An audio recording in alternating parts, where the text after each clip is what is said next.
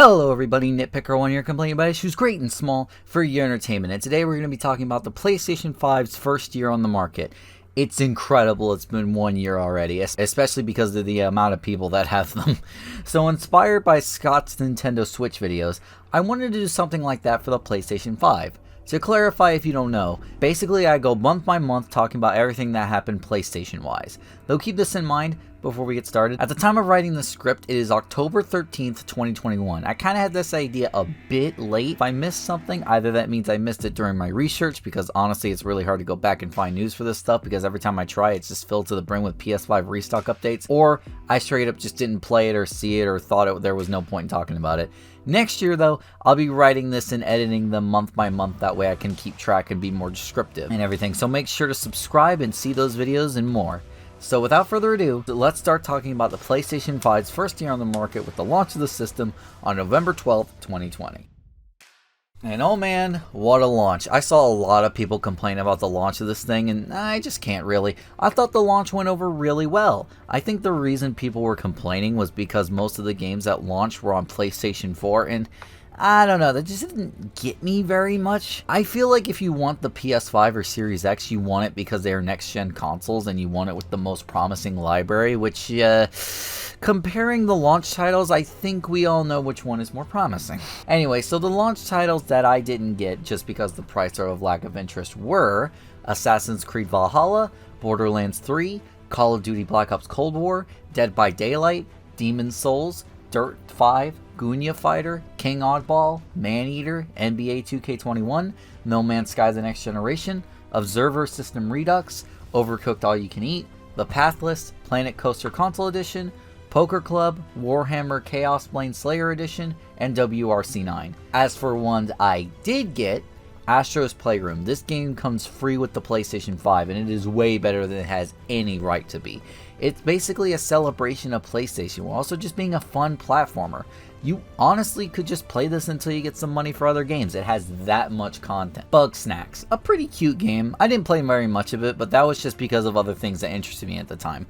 But what I did play was pretty good and cute, except the game did feel kinda cheap, but it is an indie game by the Octodad devs, so I won't give it too much credit. Devil May Cry 5 Special Edition, another game I haven't got very far in yet. This game is fun. Yeah, Fortnite. It was free, and I played it before on PS4 with Rudy. Yes, I think the game is still fun to play. I like it. Godfall, the controversial one for a lot of folks, but I thought it was pretty okay.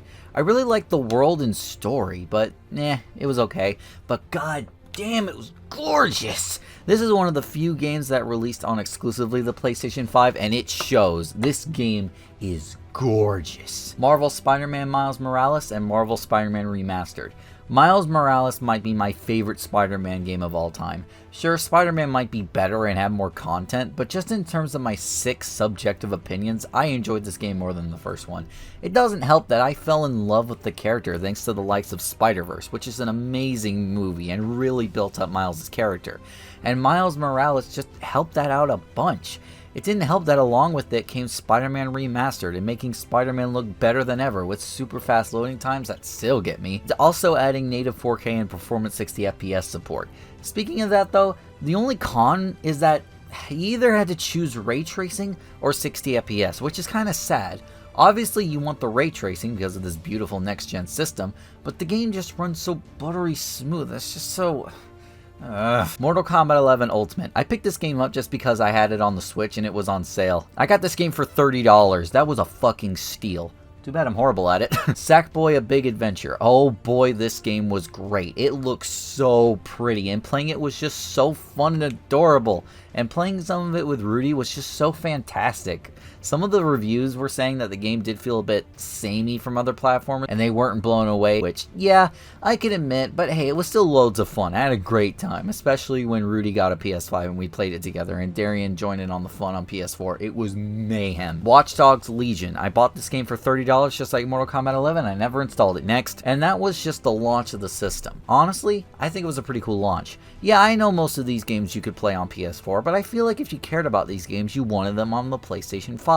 And not to mention, I feel like they kind of had to release on PlayStation 4, because as we're probably about to get to in the retrospective, the PS5 was and is a very hard product to get, especially if you're a kid hoping your parents would get it for you.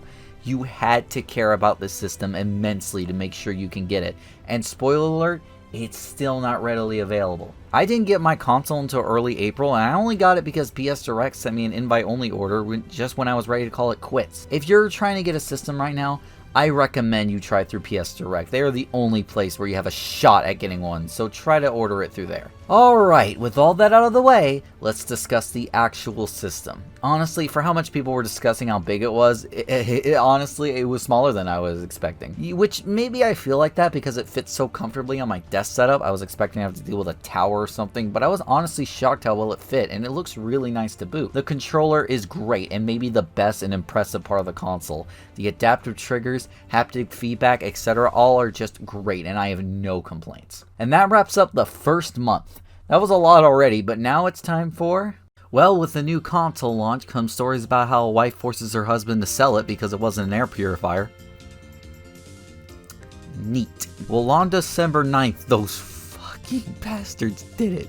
They found a way to get Spider-Man Miles Morales and Spider-Man Remastered running in 60 FPS with ray tracing on. They apparently did it by lowering the resolution then upscaling it to 4K, and honestly, I can barely tell the difference between fidelity and performance RT. Is that bad? But seriously incredible. Thank God for Insomniac, which is something I thought I would not say. Apparently people were experiencing drift issues with the DualSense. Interesting, considering I haven't yet, but I'm still praying to the gods, don't worry. Alright, now for the game that was released this month, and my favorite was embarrassing. Puyo Puyo Tetris 2. Now, as I said, I didn't have a PS5 around this time, but when I finally did, you know the first thing I ordered was a box copy of Puyo Puyo Tetris 2, because I thought having this game on a 4K Ultra HD disc was funny for some reason. But yeah, the game is great, duh. Another game I played that was released this month was Immortals Phoenix Rising, which is pretty okay and feels like a multi-platform Breath of the Wild just with that Assassin's Creed flair.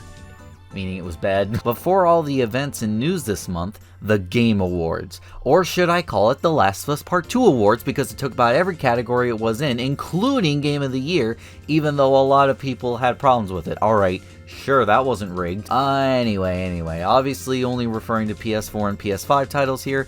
Everything announced at the Game Awards were Back 4 Blood, a game heavily inspired by Left 4 Dead and I think has many of the same developers. Not much gameplay and the trailer was a bit too long. Looks pretty great though. The Callisto Protocol, no gameplay but it looked really great and is inspired by Death Space. Endless Dungeon, coming to all platforms by Sega and Amplitude, looks kinda cool. Looks like an overhead co-op shooter. Art 2 gets revealed to have family, which is apparently a Series X timed exclusive, then will come to PS5 later. A game called Season, exclusive to PlayStation 5, and I got nothing, but looks kind of neat. Damn it, I have to talk about Evil West. I got nothing. It was kind of generic to me, but it looked nice. Okay, moving on. And it ends off with Mass Effect, confirming to be returning after the disaster that was Mass Effect Andromeda. In other major news, Cyberpunk launched on December 10th after numerous delays and turned out to be a complete dumpster fire of a game.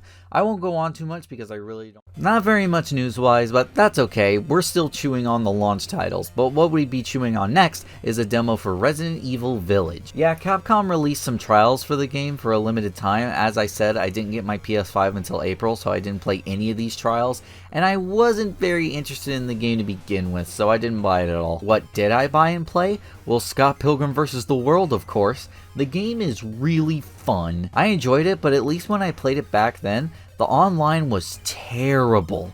One time when we were playing the game, it got to the point where I was seeing one thing on the screen and someone else was seeing another. It got that bad, and I don't even know how that happens. Apparently, I found this rumor of Crash Team Racing coming to PS5. Sure. I have to talk about this or else I'll have some friends that'll bash my skull in. A big release for many was Persona 5 Strikers, and yeah, it's good, I think. Listen, I have barely scratched the surface of Persona 5 and I don't know whether I want to play that before I play Strikers. A game that I was interested in but didn't get was Haven, that didn't have any online play, so I couldn't play with my girlfriend. That's a no for me. Control got a PS5 upgrade with the Ultimate Edition that you were forced to buy and couldn't even get a free upgrade, even though some people got an accidental update showing they could have given you a free upgrade. Oops! Genshin Impact free upgrade got released. PlayStation reveals the PlayStation VR 2 controllers randomly in a blog post. So that means we're gonna get PlayStation VR 2 news, right? I'm here for the future in October to tell myself no. PlayStation discontinued buying and renting movies from the PS Store, and I'm gonna have to ask a very serious question. who bought movies on the PlayStation Store? You're out there somewhere and you're dangerous. What did come later in the month though was a brand new State of Play on February 25th. Opening with a Crash Bandicoot 4 PS5 upgrade, which needed it for the loading screens alone. Update on the next PS5 exclusive Returnal. A cool dodgeball game made by EA that was previously announced in the Nintendo Direct. An update on Sifu that looks pretty good. Solar Ash. Five Nights at Freddy's Security Breach. Oddworld Soulstorm, Kena Bridge of Spirits, which looks spectacular, and Deathloop, with the show ending on a PS5 upgrade, a Final Fantasy VII Remake name integrated with a new Yuffie episode. It was a solid State of Play. There wasn't a lot new, mainly just updates on games that were introduced back at the PS5 showcase, which is fine, nothing wrong with that. That's just how it be. PlayStation released a patent that gives you the ability to turn a banana into a PS5 controller. Alright everybody, get on Fortnite. We're settling the bananas versus oranges debate right now. I mean, I'd rather be doing that than talking about Balan Wonderworld right now. Oh no. I don't want to talk about this again. Balan Wonderworld is the long-awaited return of Yuji Naka and Naoto Oshima, and it wasn't good.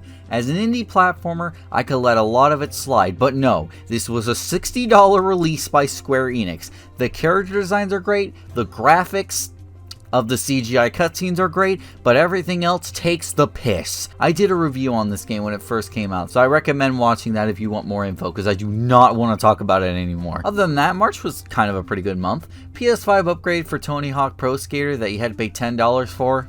Nice. Along with a Crash 4 upgrade that was released for free. Oh, it's just that easy, isn't it? In other news, Destruction All-Stars was released on PlayStation Plus for free along with a box copy. And let me know if anyone is actually playing this game. Seriously, I don't understand why this game wasn't Twisted Metal. More people would have cared about it. A game that I got around to playing with my girlfriend, It Takes Two, released this month, and it's really fun. I recommend watching my live streams of the game with her on my second channel. Just click on the card up top.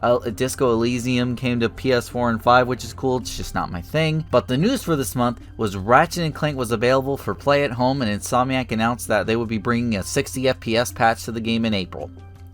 That they released a few days later. Insomniac, you monsters! The key title this month was Returnal, the first PS5 exclusive title in a while, and I didn't play it. Another game I didn't play was Outriders, and from what I heard, that was probably for the best. Me and my friends said that we were going to play it, but we just didn't. I did play a little bit of Oddworld Soulstorm though, because it was free with PS Plus, and from what I played, it's pretty alright, and by that, I mean I barely finished the first level. But I'll get back to it, I promise. Just around that time I was playing catch up, since this is when I finally got my PS5.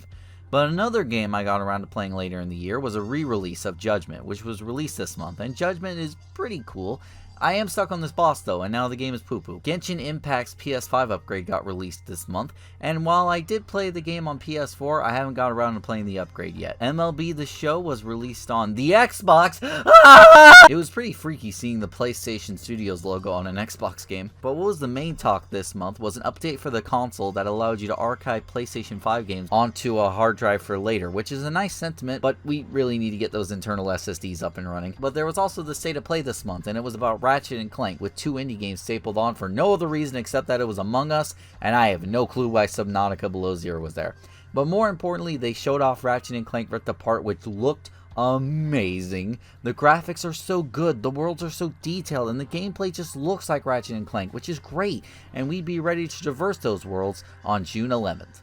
Another demo for Resident Evil Village was released, Crysis Remastered for PS5 was talked about, but something really weird got reported on within Sony, and that was that The Last of Us remake was in production at Naughty Dog. This game was released when the PS4 came out, and is also getting a remake on PlayStation 5. Sure, alright, yeah, alright. Aloy was brought into Fortnite. A lot happened in April, looking back, God. May had some interesting games, as in games I never got around to playing. Resident Evil Village was the big one, and everybody was getting horny for Lady D, ha ha ha. Oh, wait a sec, Mass Effect Legendary Edition came out this month, and it wasn't on the list, what the fuck? Well, I did play Mass Effect, and it's pretty good if a bit dated, but it holds up, I'd say. This is just a great collection. 3 Xbox 360 games with all their DLC included for $60. That is incredible, and better than what some companies were doing around this time. News-wise, we got a 14-minute gameplay demo of Horizon Forbidden West, which looks awesome. Though, unfortunately for me, I haven't finished the original one, so therefore I can't be interested, but it still looks great. Another huge announcement, especially for me, was that after rumors of Xbox buying Discord, Sony actually invested into them, and they are developing Discord to come to the PS5 in 2022, and that for me is huge. I talk to my friends on Discord all the time, and I always wish that I could just plug in my headphones into my console and play that way, so that way both the game and my friends come through my headphones. So this is just so convenient to me. Sony, thank you so much. I don't know if this is too much, but I really hope Discord will allow you to screen share movies or even 4K Blu-rays to watch with your friends. I know that leads the way for people to record it or something, but it's gonna happen anyway, so whatever. Just please make it happen, Sony. That would make your console king for movie nights. As a matter of fact, why not bring back PlayStation Movies thing and make it to where you can rent the movies and then screen share them on Discord? That would honestly be a really good thing. Last of Us Part 2 gets a performance boost on PlayStation 5. I'm surprised they didn't re-release it. New PlayStation 5 DualSenses with a choice between red or black, and I went for the black one, which looks neato. Scarlet Nexus demo came out and I enjoyed it, and I never bought it, but I did get Mario Golf Super Rush on Switch. Hurry, let's talk about Sonic Central. Sega announced and showed off Sonic Central on May 27th, and it was a magical time to be a Sonic fan. This was an event just for us. It was honestly really amazing to have something like that. Sega is just so confident in the brand now to show it off in its own event, and there was a lot riding on it. 4 things were rumored around this time. A remaster of Sonic Colors, which technically got leaked from a content creator, long story. A collection of Sonic games headed to modern platforms. A new 2D game in the style of Advance and Rush. And finally, the big brand new Sonic game, which was in development since 2018. And retailers leaked out a Sonic collection, and a game called Sonic Colors Ultimate was to be up for pre-order. So my expectations were on seeing the collection, Sonic Colors Ultimate, and a teaser for the new game. And I got exactly what I asked for. So Sonic Colors Ultimate trailer was shown off. That didn't look too hot. Sonic Origins was talked about, and it was just the classic titles. Awesome. Though it is including Sonic 3 and Knuckles, which is amazing, and nobody expected that because it's been such an illegal limbo.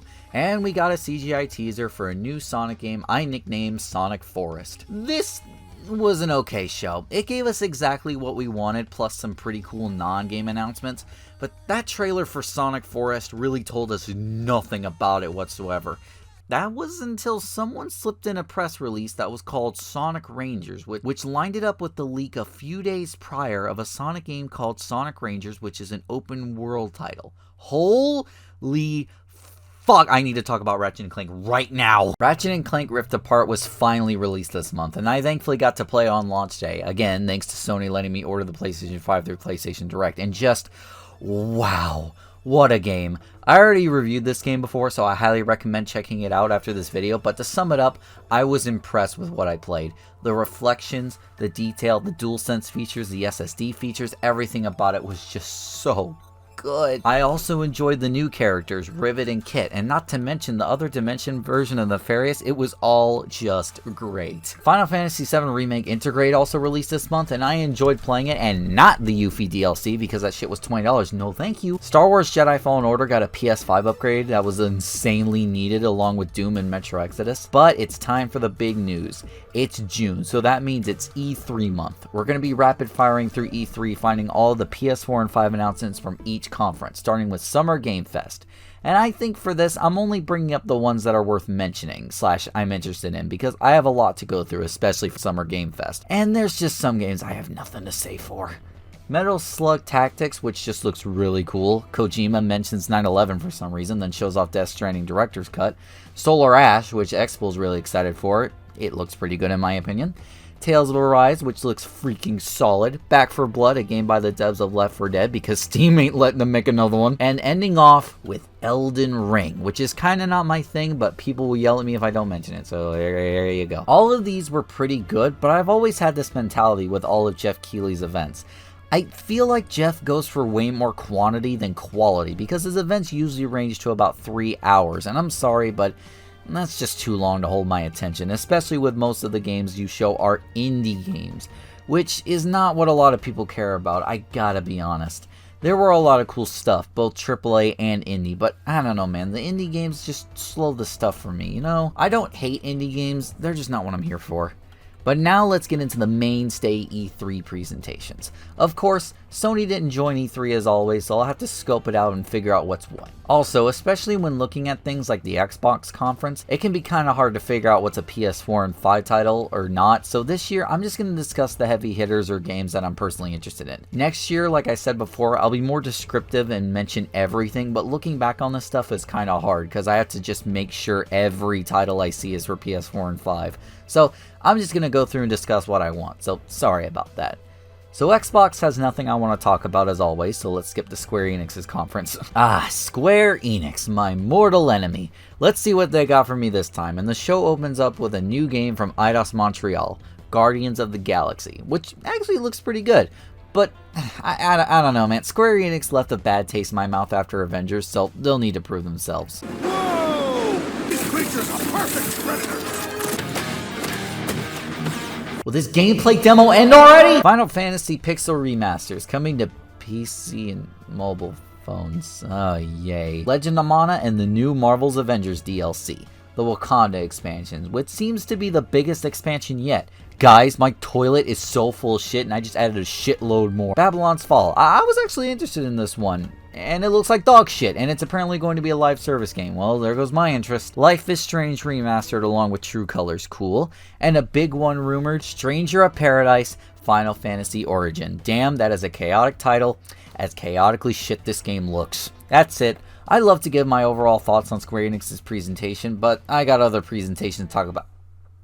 I just don't wanna. Before we wrap up E3, let's head over to Nintendo's presentation to talk about not Metroid Dread. This is a PS5 video. So we gotta talk about Super Monkey Ball Banana Mania. This is an awesome announcement.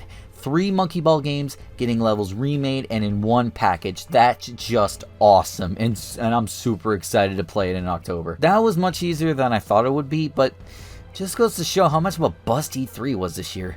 There wasn't that much to go around, but honestly, I'm just more happy that it happened at all, but I just hope that next E3 is going to be better. However, there's one more thing we gotta talk about. Sprinkled around E3, there were gameplay demos of Sonic Colors Ultimate, and it looks way better than the trailer, but there are still some light problems with it. Like, some parts look great, but some parts look too dark. I don't know, man, but I guess we'll see when we get to September. No really heavy hitter games this month, meaning nothing that I personally played, but news was pretty thick. It was announced that we were getting Ghost of Tsushima PlayStation 5 upgrades, which is cool. However, you had to pay $30 for the upgrade. Yeah, it came with DLC and all, but ugh. I have to go back into Ghost of Tsushima, but I definitely will, and I most likely will get the upgrade in DLC. Just that price is steep, especially for an upgrade. Horizon Forbidden West and Ghostwire Tokyo were sadly delayed until 2022, which is unfortunate, but hey, as long as the games are great, I'm fine with it. Along with Kena Bridge of Spirits seeing a small delay into September. We finally got the trailer for a Dead Space remake this month, and damn does this look hot. But this month we got a new state of play on July 8th with a promise of an extended look at Deathloop. Let's see what Sony cooked up for us this time. Moss 2 announced for PlayStation VR. I heard a lot of great things about its predecessor, just unfortunately I don't have a PlayStation VR yet, but I'll give it a shot if I ever get one. Arcade again looks pretty nice. Tribes of Midgard looks okay, but not my thing. Fist Forged in Shadow's Torch.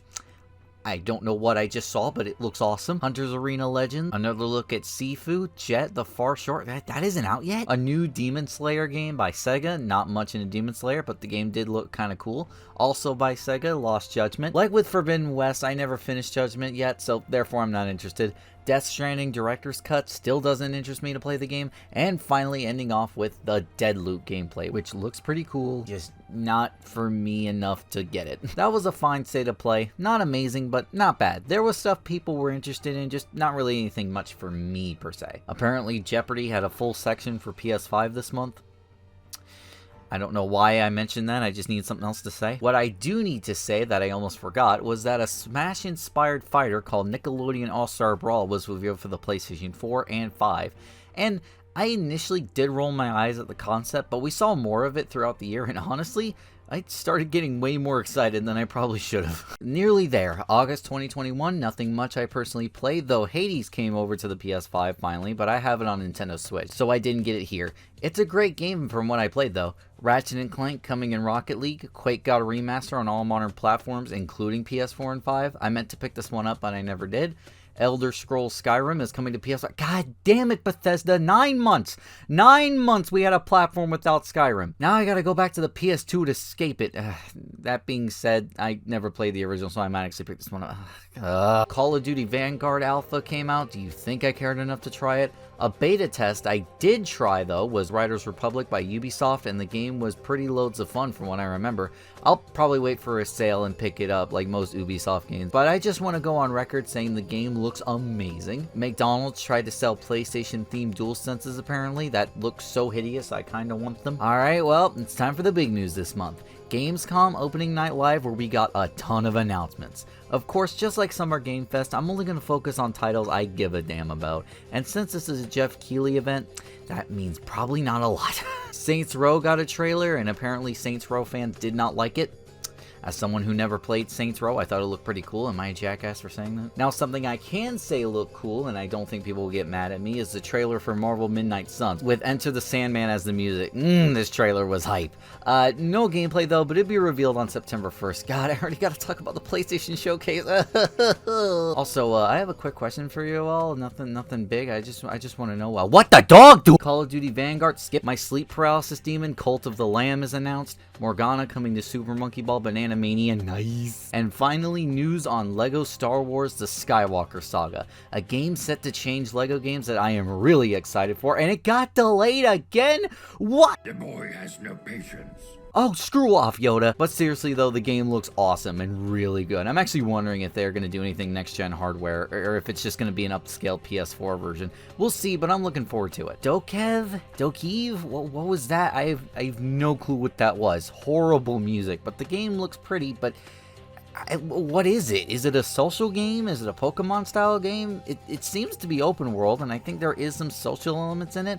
I don't know. We'll see what happens, but that song was awful. What's next? Oh my god, Jurassic World Evolution. Why is this shown so much? Like, seriously, they keep showing this game off, and it's like, it's just a simulation game. I'm pretty sure if you were interested in this game, you already know just by the reveal in June. Park Beyond, which looks pretty cool. Horizon Forbidden West release date confirmed February 18th, 2022.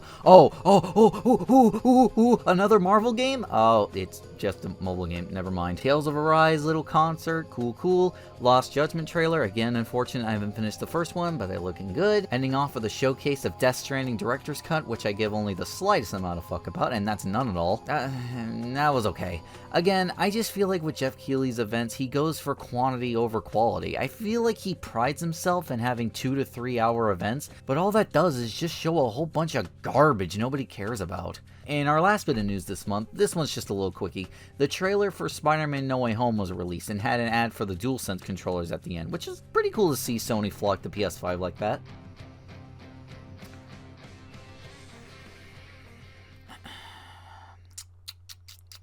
Oh my god, this movie looks incredible! The cliffhanger from Far From Home is actually going to have consequences, and then Peter accidentally opens the multiverse and summons Doc Ock, played by the same actor as the Sam Raimi movies. Also Green Goblin, which also sounds like Willem Dafoe, I think, meaning it's probably the same one, meaning Toby and Andrew are on the way. Oh my god! Oh my god, it just looks so good! You know, just in case you were curious about my thoughts about the trailer since it came up in the video, you know. But anyway, time for the huge month, where we got a whole dump truck full of news and games. 2 games headlining this month for me was Kena Bridge of Spirits and Sonic Colors Ultimate. I was planning on getting Life is Strange True Colors, but I didn't get the money to do so. But I do want to try to get it at some point, maybe do a nitpick of it, who knows. Also, I know I have to mention Lost Judgment or else Mal's gonna come and kill me, but yes, it was released this month. I didn't finish the first, so I show no interest in it, but maybe later in the year. I also have to mention Tales of Arise before Rudy comes out for me, but yes, I played the demo and it's good. I plan on getting it either Black Friday or next year. Alright, now to Sonic Colors Ultimate and Kena. Alright, so let's start with Sonic Colors Ultimate. An interesting release to say the least. I played it on PS5 through backwards compatibility, and I had an amazing time with the game. Some very light issues were present, but nothing too serious. The main issue I and many others had were purely audio issues. For some reason, this game would just play some sound effects and music in one ear or just not at all. And the Homing Attack Rainbow sound effect pierces my ears. But I still like the game a lot, truly I do. I love being able to customize Sonic because it gives me a reason to look for the park tokens and get more out of the level design, because I felt like that was something the original Colors on Wii was missing, some key replayability. The main problem I have with the game is nothing to do with me, it's everyone else. Something is really weird about this game because it seems every copy is personalized. Some players have issues, some don't, and you would think that the PS4 and 5 version are more consistent, so it's the Switch version where everyone is having all the issues. But no, my friend Matt Has No Cuts played on Switch and got no glitches at all. It's so weird. Anyway, I'm gonna talk about Kena. Kena was a really great game, and I haven't quite finished it yet, but it's so good and will go down as probably being my favorite indie game.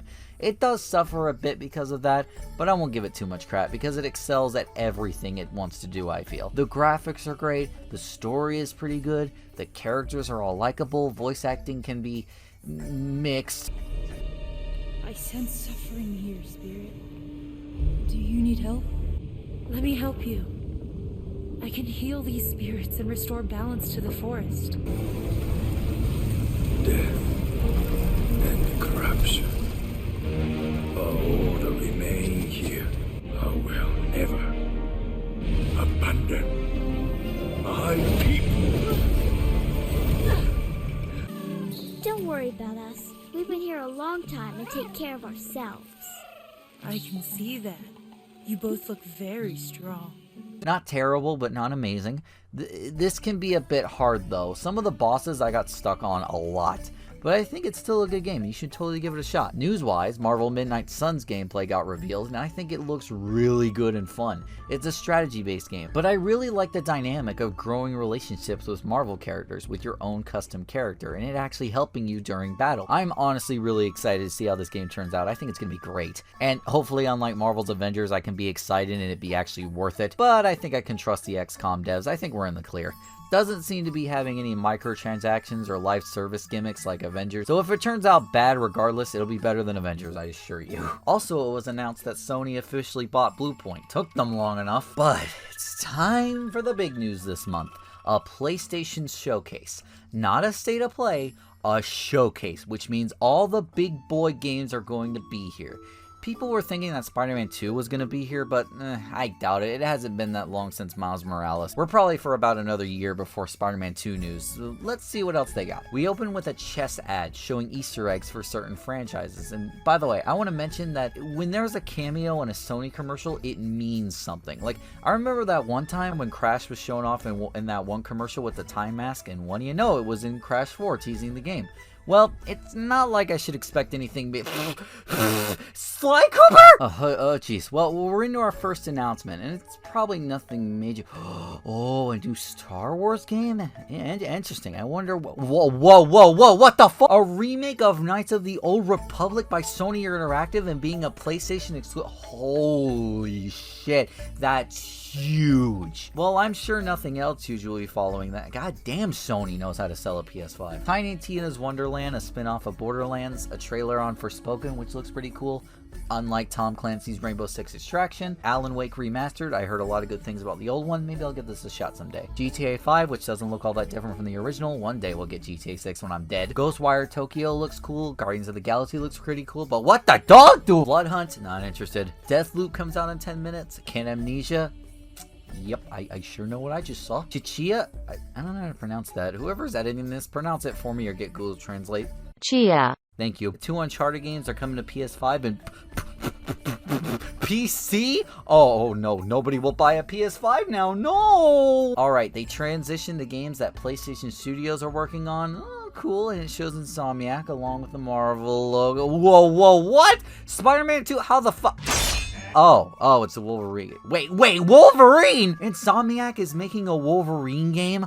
Oh my god, that's incredible. Well, looks like we definitely won't be getting Spider-Man 2 news for a while, that's for sure. Gran Turismo 7 looking as great as always, and how the fuck? Insomniac, you monsters, how are you doing this? How? Spider-Man Miles Morales, Spider-Man Remastered, Ratchet & Clank Rift Apart, and Ratchet & Clank PS5 Boost, all in 1 year of the PlayStation 5, but you're still like, you want some Spider-Man and Wolverine? I'm like, yes, but how? no! Oh my god, I am ecstatic for this release. It seems as if you'll get to play as Peter and Miles either side by side or just to switch them just one at a time. Who knows? Venom has confirmed that this will be the game we see him in action. The voiceover I hear during the trailer sounds a lot like Kraven, and I'm gonna faint. Insomniac, go to bed! Well, next is God of War Ragnarok, and much like Lost Judgment and Horizon Zero Dawn, I haven't finished God of War 2018 yet, but I'm gonna try to in time for this, but we'll see. That was good. There was a lot of content to chew on, more than I think anyone was expecting, especially from Insomniac. Editor, find Insomniac a Spider-Man bed to sleep in. There, now go sleep in it, Insomniac. Ugh, apparently Destroy All Humans remake got leaked. For fuck's sake, go to October already! Wait, why are we still here? I forgot about the M2 update. Yeah, the SSD got updated into the system where you could use SSDs.